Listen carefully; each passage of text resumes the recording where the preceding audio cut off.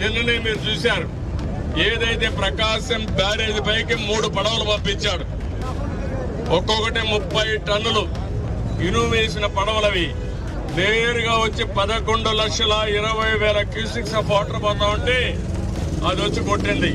కొడితే ఏమవుతుంది తమ్ముళ్ళు, అది సపోర్టింగ్ ఏదైతే ఉంటుందో అది ఇరిగిపోయినాయి.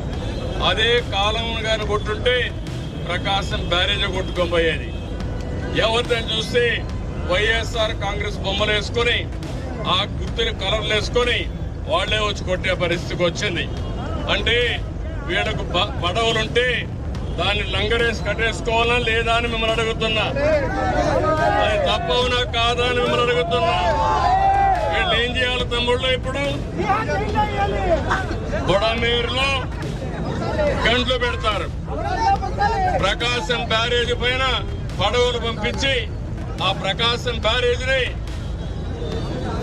కూల్చేయాలని ప్రయత్నం చేస్తారు. ఏం చెప్పాలి నాకు అర్థం కాలేదు. మళ్ళా సాక్షి పేపర్లో మన మీద విషయం చెప్తారు.